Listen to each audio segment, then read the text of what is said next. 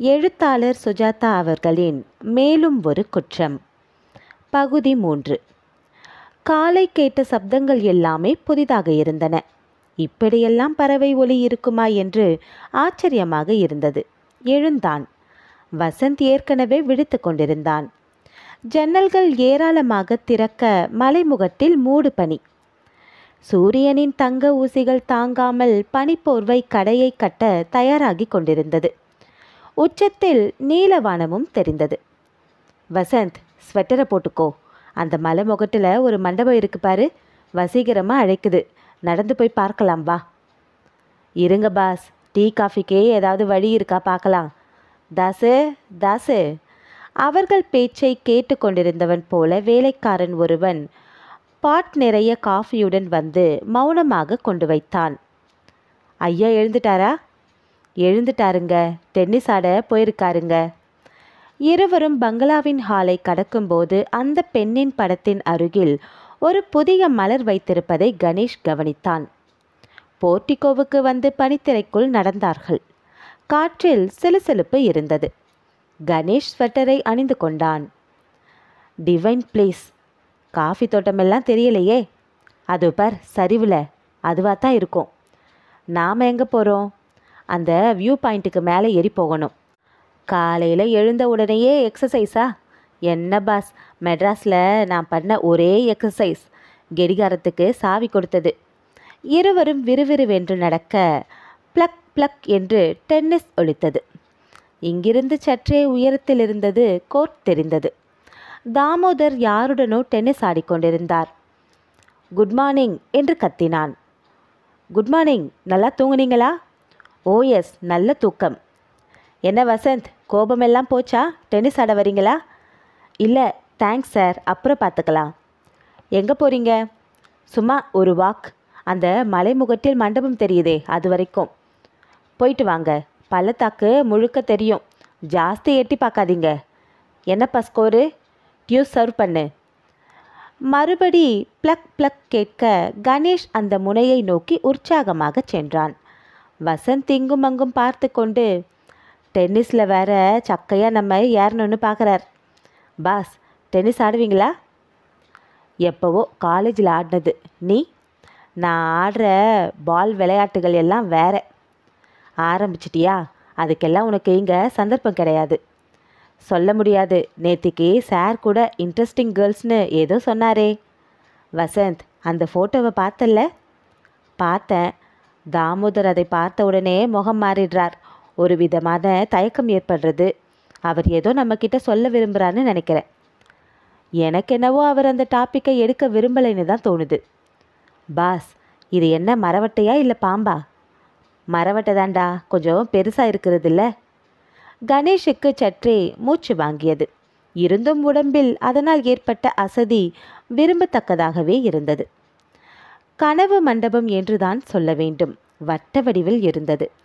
4 ஒல்லியான கம்பங்கள் முழங்கால் உயரத்துக்கு சுற்றுச்சுவர் அமைத்து மற்றதெல்லாம் திறந்திருந்தது.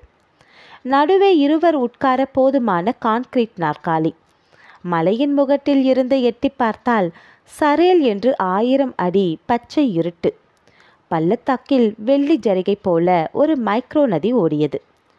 அடேயப்பா, இங்கு விழுந்தா மண்டை உடையிறதுக்கே 3 நிமிஷம் ஆகும் போல இருக்கே. தூரத்தில் நீல நிற மஞ்சு போர்த்திய அபாரமான காட்சி. சூரியோதயத்தின் போது பார்க்கணும், நல்லா இருக்கும். வசந்த், எட்டி பார்க்காத. பாஸ், இந்த மாதிரி ஷியர் சைட்டில் படக்குன்னு குதிச்சா என்னன்னு ஒரு ஆசை வருதில்ல? அது ஏன்? எனக்கு இதை பார்த்தா காலில் நரம்பெல்லாம் துருதுருங்கிறது. வர்ட்டிக்கோ. வேணாம், போயிடலாம். உங்களுக்கு பழைய மயக்கம் வந்துட போகுது. சாவுக்கு ஒரு வசீகரம் இருக்குது பார்த்தியா?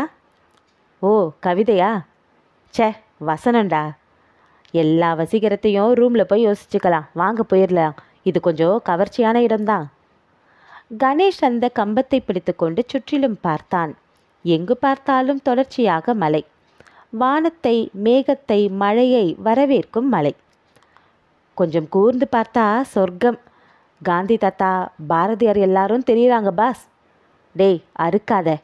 பாஸ், அங்கே பாருங்க என்று வசந்த் சற்று கீழே காட்டினான்.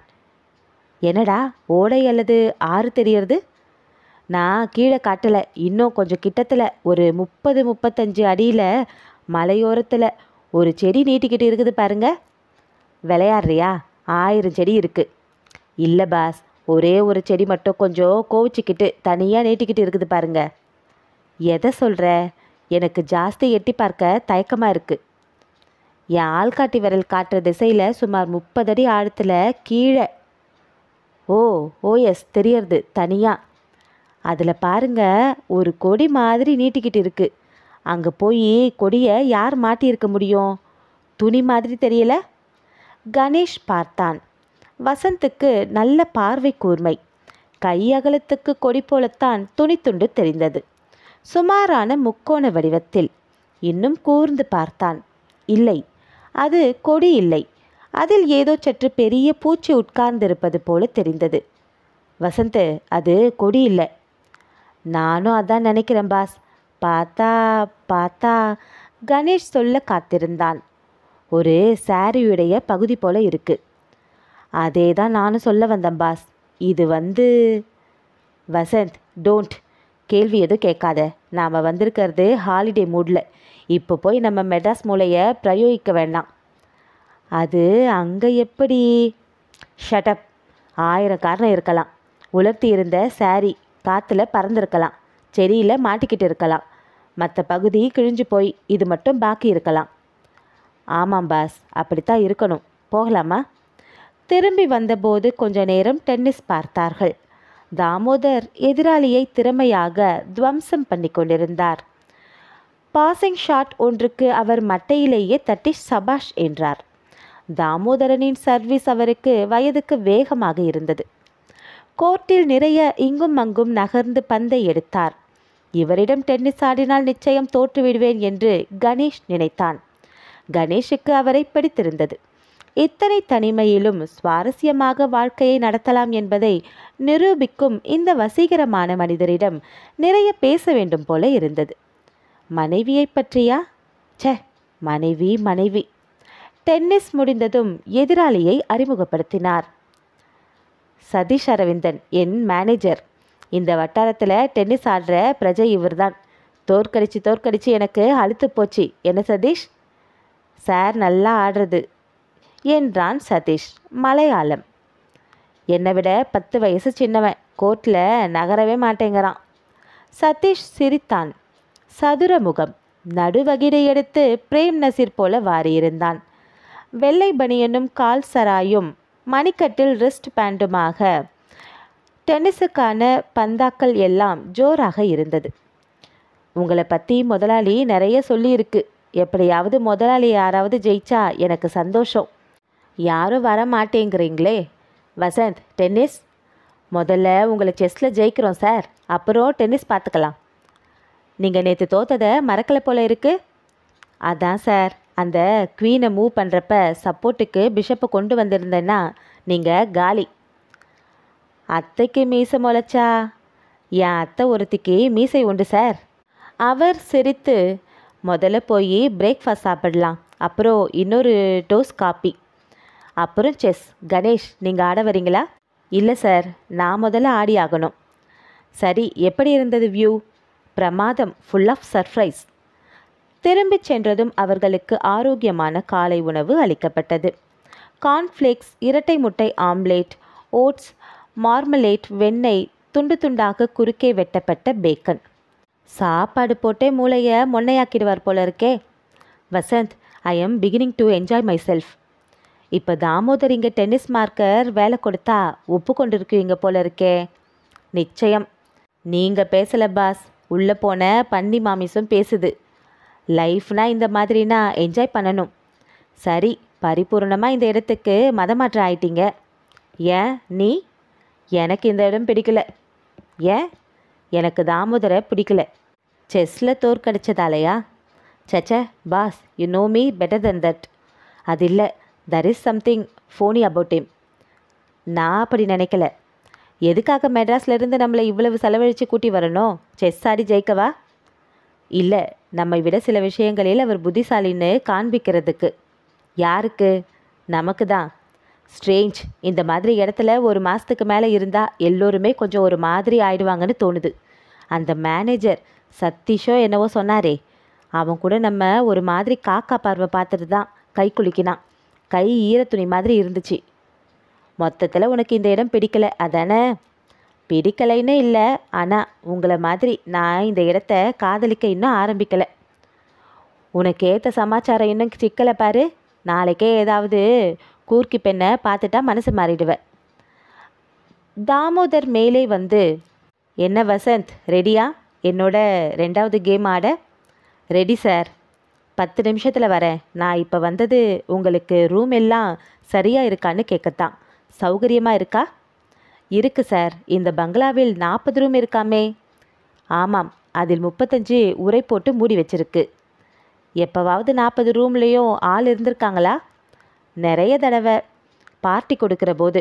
கடைசியாக எப்போ 40 ரூமும் உபயோகப்பட்டது? Let me see. ஓஎஸ், ஏன் கல்யாணத்தின் போது. பெரிய கல்யாணமா? Let's not talk about that. ஆட்டம்தான் இப்போ முக்கியம். குளிச்சிடுறீங்களா? ஷவரில் வெந்நீர் வரும். குளிச்சுட்டு ஃப்ரெஷ்ஷாக வந்து உங்களை தோக்கடிக்க போகிறேன். பாஸ், நீங்கள்? புஸ்தகம் படிக்க போகிறேன். என்ன புஸ்தகம்? அதெல்லாம் உங்களுக்கு போர் அடிக்கும் சார். பாஸ் படிக்கிறது ஸ்பினோசா. நான் அதை எப்போவோ படித்தாச்சு. நீங்கள் சாந்தா நாயா படிச்சிருக்கீங்களா என்றார் பெருமையுடன். இல்லை சார், வாட்ஸாயால் தான் படிச்சிருக்கேன். Virginia Woolf, to the lighthouse மட்டும் படிச்சிருக்கேன் என்றான் கணேஷ். அதுக்கெல்லாம் எங்கே சார் சமயம்? லா புஸ்தகத்தை கட்டிண்டு அழறோம். ஃபார் யுவர் இன்ஃபர்மேஷன், நானும் லா படிச்சிருக்கேன். அப்படியா? ப்ராக்டிஸ் பண்ணிங்களா? இல்லை, தேவையில்லைன்னு விட்டுட்டேன். ஏன் படிச்சிங்க? தட்ஸ் பர்சனல் என்று சிரித்து கொண்டே சென்றார். சும்மா சதாய்க்கிறார் பாஸ். அதெல்லாம் படிச்சிருக்க மாட்டார். படிச்சிருக்கட்டுமே, இப்போ என்ன? உன்னை விட நான் வசத்தின்னு மமதை இருக்கு அவரிடத்துல. இருக்கட்டுமே, அவர் உன்னை தோக்கடிச்சதை இன்னும் சுமந்துக்கிட்டு இருக்க. நீ ஜெயிக்கிறனா இல்லையான்னு பாருங்க என்று வசந்த் குளிக்கச் சென்றான். குளித்துவிட்டு காரே மூரே என்று ஒரு சட்டை அணிந்து அவரை டிஸ்ட்ராக்ட் பண்ணி தள்ளிடணும். அவருடன் செஸ் ஆட போனான். சைக்கிக் மர்டர் என்று சொல்லிக்கொண்டே. கணேஷ் தனியாக இருந்தான். ஒரு கணம் மலைமுகட்டு மண்டபத்திலிருந்து பார்த்த புடவை துண்டு மனதில் ஆடியது. களைத்து கொண்டான். சுகமான நாற்காலியில் மெலிதான சூரிய இளஞ்சூட்டில் புத்தகத்தில் ஆழ்ந்தான். மௌனம் அவனுக்கு பிடித்திருந்தது. முழு மூச்சாக புத்தகத்தில் ஆழ முடிந்தது. அரை மணி படித்துவிட்டு எழுந்தான். பாத்ரூமுக்கு சென்றான். அதை அடுத்த கதவு திறந்திருந்தது. எட்டி பார்த்தான். வார்ட்ரோப் திறந்திருந்தது. அதில் பற்பல சேலைகளும் மேக்சிகளும் தொங்கின. ட்ரெஸ்ஸிங் டேபிளில் அலங்கார சாதனங்கள் நிறைய இருந்தன. அவள் அறை. பெயர் என்ன இருக்கும்? கதவை சாத்தி கொண்டு வந்துவிட்டான். எட்டி பார்த்ததிலேயே ஒரு குற்ற உணர்வு ஏற்பட்டது. ஏதோ ஒருவரின் அந்தரங்கத்தில் குறுக்கிடுவது போல. அவள் போனதும் அந்த அறையை அப்படியே கலைக்காமல் வைத்திருக்கிறார். ஏன் அவளையே என் எண்ணங்கள் சுற்றி சுற்றி வருகின்றன. கணேஷ் மறுபடி புத்தகத்தை எடுத்து வைத்து கொண்டான். கீழே அவர்கள் செஸ் ஆடிக்கொண்டிருப்பார்கள். மிக மௌனம். அந்த அறை வரவேற்கிறது. ச்ச, புத்தகத்தை கவனி. டால்ஸ்டாயை முடித்தே ஆக வேண்டும். கீழே தாமோதர் திடீரென்று சிரிக்கும் சப்தம் கேட்டது. மாட்டிக்கிட்டீங்களா? நான் நினச்சேன் இந்த வலையில விழுவீங்கன்னு. ச்சே என்று வசந்தின் குரல் கேட்டது. வசந்த் மறுபடி தோற்று போயிருக்க வேண்டும். கணேஷ் புன்னகைத்து கொண்டான். அடுத்தது என்னை கூப்பிடுவார். இவரிடம் கவனமாக ஆட வேண்டும். இவர் ஆட்டத்தில் நிறைய கவர்ச்சிகரமான வலைகள் இருக்கும். மிகவும் எச்சரிக்கையாக ஆட வேண்டும். மாடிப்படிகளில் வசந்த் ஏறி வரும் சப்தம் கேட்டது. என்ன வசந்த், தோத்தாச்சா? ஆமாம், சில்லியாக ஒரு டிராப்பில் மாட்டிக்கிட்டேன் பாஸ். ரொம்ப ஸ்டெப்டு வந்த ஆசாமி. வசந்தின் முகம் சிவந்திருந்தது. மறுபடி ச்சே என்றான். காசில் பண்ணியிருக்கணும். டேக் இட் ஈஸி, உங்களை ஆட கூப்பிடுறார் என்றான் விரக்தியோடு. நீங்களாவது போய் ஜெயிச்சுட்டு வாங்க, அப்போதான் எனக்கு திருப்தி. காயெல்லாம் சிரிச்சுண்டு அடுக்கி வச்சிட்ருக்கார். என்ன இழவு சிரிப்பு வேண்டியிருக்கிறது? ஜெயிச்சா சிரிக்கணுமா? சீக்கிரமே தோத்துட்ட போல இருக்கே. நீங்கள் வேற வெறுப்பேற்றாதீங்க. இவரை செஸ்ஸில் இல்லாட்டாலும் ஏதாவது ஒன்றில் ஜெயிச்சாகணும். எதில்? கத்தி சண்டையிலா? நம்ம அவமானப்படுத்துறதுக்கே கூப்பிட்டு இருக்கார். போய் ஜெயிச்சே ஆகணும் நீங்கள். பார்க்கலாம். கணேஷ் வரீங்களா? லஞ்சுக்கு முன்னால் ஒரு ஆட்டம் என்று குரல் கூப்பிட்டது. வரேன் சார். பாஸ் சென்று வென்று வருக. நீ வரலையா? என்னை பார்த்தா சிரிக்கிறார். எரிச்சலாக வருது. என்ன இவ்வளவு சென்சிட்டிவாக இருக்க? இல்லை பாஸ், அவர்கிட்ட இருக்கிற ஆணவம் எனக்கு பிடிக்கல. வெறுப்பேத்துறார். 15 நாள் இருக்குது. இந்த வசந்த் கிட்ட ஒரு நாளைக்கு எதுலையாவது மாட்டிக்காமையாக இருக்க போகிறார். பார்த்துடலாம். கணேஷ் வந்துட்டேன் சார். கணேஷ் கீழே வந்தான். செஸ் காய்கள் நிறுத்தப்பட்டு போருக்கு தயாராக இருந்தன. என்ன வசந்த் சொன்னாரா? தோத்துட்டாரே. ஆமாம் sir, he is very much upset. எதுக்காக? அவங்கிட்ட ஒரு தடவையாவது நீங்கள் தோத்து தான் ஆகணும். அதெல்லாம் வேண்டாம் என்று வசந்த் மேலிருந்து குரல் கொடுத்தான். சிரித்தார். வாங்க உட்காருங்க, நீங்கள் எப்படி ஆடுறீங்கன்னு பார்க்கலாம். வசந்த் போதாது. கணேஷ் அவர் எதிரே உட்கார்ந்தான். வெள்ளைக்காய்கள் சம்பிரதாயமாக BK4 நகர்த்தினான். அவர் குவீன் பிஷப் தரப்பில் பானை நகர்த்தினார். கணேஷ் ராணியின் BQ4 நகர்த்த அவரும் அதையே செய்தார். கணேஷ் பானை வெட்டினான். அவரும் வெட்டினார். நடு பிரதேசத்தை ஆக்கிரமிக்க போராடியதில் இருவரும் சரிசமமாக இருந்தனர். காரோகான் டிஃபென்ஸ் என்றார் தாமோதர். ஃபானோ பாட் விக்னிக் அட்டாக் என்று கணேஷ் குவீன் பிஷப்பை நகர்த்தினான். நிச்சயம் நீங்கள் பெட்டர் பிளேயர், கொஞ்சம் ஜாக்கிரதையாக ஆடணும் போல. வசந்துக்கு அவர்கள் பேசுவது லேசாக கேட்டது. ஆமாம், ஒருத்தர் முதுக ஒருத்தர் சொரிஞ்சுக்கங்க. வசந்துக்கு 2வது நாளே கட்டி போட்டார் போல இருந்தது. சமீபத்திய சதுரங்க தோல்வியால் ஒரு கசப்புணர்ச்சி உடல் பூரா பரவி இருந்தது. அவர்கள் பேச்சு கேட்காமல் இருப்பதற்கு கதவை சாத்தி கொண்டான். சற்று நேரம் விட்டத்தை பார்த்து கொண்டு படுத்திருந்தான். இடது பக்கம் பார்த்தான். அந்த அறை. உள்ளே சென்று பார்த்தால் என்ன? பாஸ் கோபித்துக் கொள்வார். ஆனால் அவருக்கு தெரிய வேண்டாம். இருவரும் இன்னும் 20 மணி நேரத்துக்காவது செஸ் சமாதியில் இருப்பார்கள். அவள் யார்? ஏன் தாமோதரை விட்டு போனாள்? வசந்துக்கு தாமோதரை புறக்கணித்து சென்ற அந்த மனைவியை பிடித்திருந்தது. இந்த மாதிரி எடுத்ததற்கெல்லாம் காஃபி பேசும் சூப்பர் அறுவையுடன் யார்தான் வாழ வேண்டும்? வசந்த் தீர்மானித்து அறை கதவை உள்பக்கம் தாழிட்டு கொண்டு அடுத்த அறைக்கு பாத்ரூம் வழியாக சென்றான். அது ஒரு பெண்ணின் அறைதான். சமீபத்தில் உபயோகப்படுத்தப்படவில்லை என்பது தெளிவாக தெரிந்தது. சோஃபா ஃபர்னிச்சர் எல்லாம் தூசு படிந்திருந்தது. ட்ரெஸ்ஸிங் மேஜையின் கண்ணாடியில் தூசி போர்த்தி இருந்தது. ஜன்னல்கள் மூடி நெருக்கமான வாசனை அறையில் பரவி இருந்தது. வசந்துக்கு சற்று அச்சமாக இருந்தது. எதை தொட்டாலும் உடனே பட்ட விரல் தூசியின் மேல் படிந்து தெளிவாக தெரிந்து போகும். பின் கையை கட்டிக்கொண்டு அறையை முதலில் கண்களால் ஆராய்ந்தான். சுவரில் அவளுடைய படம் மாட்டியிருந்தது. ஹாலில் பார்த்த படத்தின் மறு பிரதிதான். சற்றே சிரித்து கொண்டிருக்கும் போது தெரிந்த பற்களிலும் உதடுகளின் அழுத்தத்திலும் அந்த பெண் சற்று ஆணவம் உள்ளவள், சற்று சுதந்திர சுபாவம் உள்ளவள் என்று தோன்றியது. வசந்தை நேராக பார்த்தாள். உன் பேர் என்ன என்றான். ஒரு அலமாரி இருந்தது. அதை லேசாக திறந்து பார்த்தான். புத்தகங்கள் அடுக்கியிருந்தன. டார்க் ஃபோர்சஸ் எடிட்டட் பை கிர்ஃபி மக்காலே, இந்திய சமையற்கலை என்று பைண்ட் பண்ணப்பட்ட வெள்ளைக்காரர்களுக்காக எழுதப்பட்ட புத்தகம். மில்ஸ் அண்ட் பூன் நாவல்கள். Barbara Cartland, stitch craft, needle craft, Reader's டைஜஸ்டின் பல இதழ்கள்.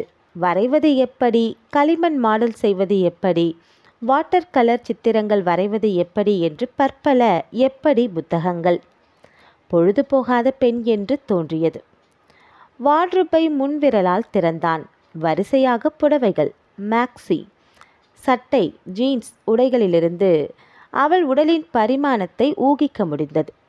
2 பிரா, ஒன்று 36 என்றது. ரவிக்கைகளில் கழுத்து, முதுகு பக்க வெட்டு தாராளமாகவே கீழிறங்கியிருக்க அவள் சற்று தைரியமாகவே உடை அணிவாள் போல தோன்றியது. பொதுவாக வார்ட்ரோப்பை தோண்டியதும் அடித்த வாசனையால் பர்ஃப்யூம் பிரியை. பல புடவைகள் புதுக்கருக்கு அழியாமல் இருந்ததால் எதை எடுத்தாலும் வாங்கி விடுவாள் போலும். வார்ட்ரோபில் உள்ள இழுப்பறை வசந்தை பார்த்து என்னை திற என்றது. சற்று தயங்கினான். என்ன ஆகும்? பரவாயில்லை, அவர்கள் ஆட்டம் இப்போது முடியாது. கணேஷை தோற்கடிப்பது அத்தனை சுலபமில்லை. வேண்டாம், திறக்காதே, இது அவள் அந்தரங்கத்தை ஆக்கிரமிப்பதாகும். வசந்த் திறந்தான். உள்ளே பெரிய நோட்டு புத்தகம் பச்சை அட்டை போட்டு இருந்தது. அதில் ஆஷாவுக்கு தாமு உன் 20ஆம் பிறந்த நாளின் போது என்று எழுதியிருந்தது. ஓ, பெயர் ஆஷாவா? அருமையான நோட்டு புத்தகம். வழவழப்பான உசத்தியான காகிதத்தில் உயர்ந்த தோல் அட்டை பைண்ட் செய்யப்பட்டு. திறந்து பார்த்தான். ஏமாற்றமாக இருந்தது. ஒரு பக்கம் கூட அதில் எழுதியிருக்கவில்லை. சோம்பேறி. நோட்டு புத்தகத்திலிருந்து ஒரு உரை கீழே விழுந்தது. ஒரு தபால் கவர். அதன் மேல் விலாசம்: ஆஷா தாமோதர், எஸ்டேட், ஷில்வன் ஹைட்ஸ், வய மெக்காரா. வசந்த் உரையை பிரிக்கும்போது சற்று தயங்கினான். இதுவரைக்கும் வந்தாகிவிட்டது, இனி என்ன? இதையும் தான் பார்த்து விடலாம். டியர் ஆஷா. ஆங்கிலத்தில்தான் இருந்தது. சற்று அவசர கையெழுத்து. பால் பாயிண்டில் விரைந்த எழுத்துகள். டார்லிங், நீ நிச்சயம் தீர்மானித்தே ஆக வேண்டும். எனக்கு விசாவெல்லாம் கிடைத்து எல்லாம் தயாராக இருக்கிறது. நீ இந்த வார இறுதிக்குள் தீர்மானித்து ஆக வேண்டும். பாழாய் போகிற ஃபோன் கிடைக்கவே மாட்டேன் என்கிறது. எனவே கடிதம் எழுதிவிட்டேன். இதை தாமு படித்தாலும் எனக்கு கவலை இல்லை. இதன் மூலமாவது அவர் உன்னை கேட்க உனக்கு தைரியம் வந்து விஷயத்தை சொல்லிவிடலாமே. ஆனால் தாமு கேட்க மாட்டார். நீதான் விஷயத்தை ஆரம்பிக்க வேண்டும். நேற்று கிருஷ்ணமூர்த்தியை பார்த்தேன். நீ சொன்னபடியெல்லாம் நடக்காது என்றான். இந்த வரி அடிக்கோடு இடப்பட்டிருந்தது. ஒரு பெண் தீர்மானித்து விட்டால் அதை யாரும் எதுவும் செய்துவிட முடியாது. பயமோ தயக்கமோ ஏதும் வேண்டாம். வெளியே வா. அதுதான் நீ தீர்மானிக்க வேண்டியது. மிச்சமெல்லாம் முக்கியமில்லை. ஒரு காசு வேண்டாம், நீ மட்டும் போதும். மங்களூரில் உனக்காக காத்திருப்பேன். 8 தேதி ஞாபகம் வைத்துக்கொள். சோம்பேறி பெண்ணே, வெளியே வா. முத்தங்கள், கிரண். மற்றொரு கடிதம் இருந்தது. அதே கையெழுத்து. அதில் 3 வரிகள்தான் இருந்தன. தீர்மானிக்க முடியாத பெண்ணே, உனக்காக மங்களூரில் காத்திருந்து 2 நாள் காத்திருந்தேன். டெலிஃபோன் கிடைக்கவில்லை. என் பொறுமை எல்லை மீறிவிட்டது. எல்லாவற்றுக்கும் நன்றி. உன் கணவனையும் கம்பளி பூச்சிகளையும் கட்டிக்கொண்டு அழு. அமெரிக்காவிலிருந்து கார்டுகள் அனுப்புகிறேன். கலர் கலராக சேர்த்து வைத்து அலங்காரம் பண்ணு உன் சிறையை. Good bye, Kiran. வசந்த், வசந்த் என்று கதவு தட்டும் ஒலி கேட்க வசந்த் சட்டென்று அந்த கடிதங்களை மறுபடியும் அதே நோட்டு புத்தகத்தில் செருகிவிட்டு விரைவாக சென்று கதவை திறந்தான். என்னடா அது? ஏன் கதவை திறக்க இத்தனை நேரம்? கணேஷுடன் தாமோதரும் நின்று கொண்டிருந்தார். ஏதோ படிச்சிட்டு இருந்தேன், லேசா தூங்கிட்டேன் பாஸ், சாரி. தூங்குனீங்களா? இந்த நேரத்திலையா?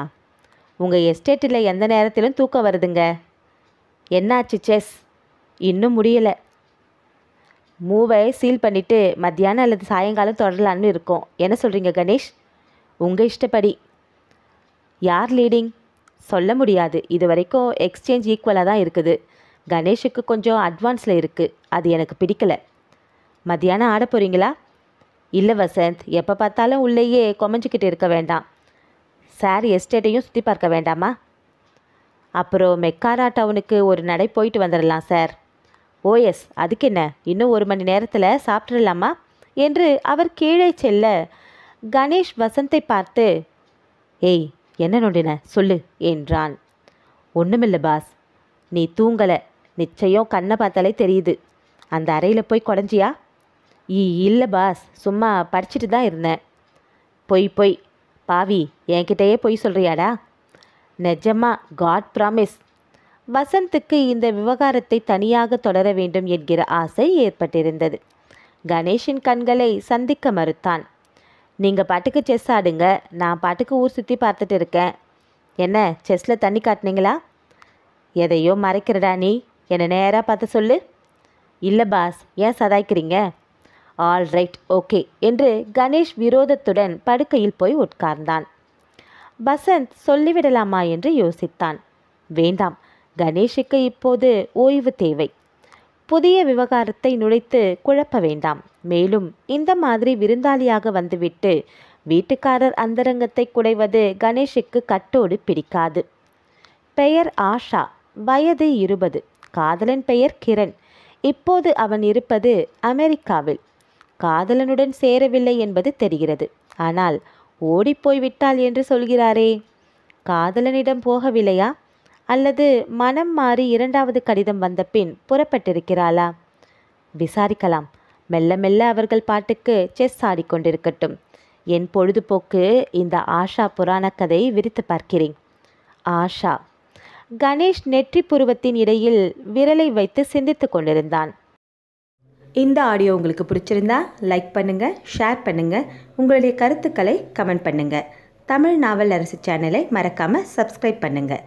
நன்றி, வணக்கம்.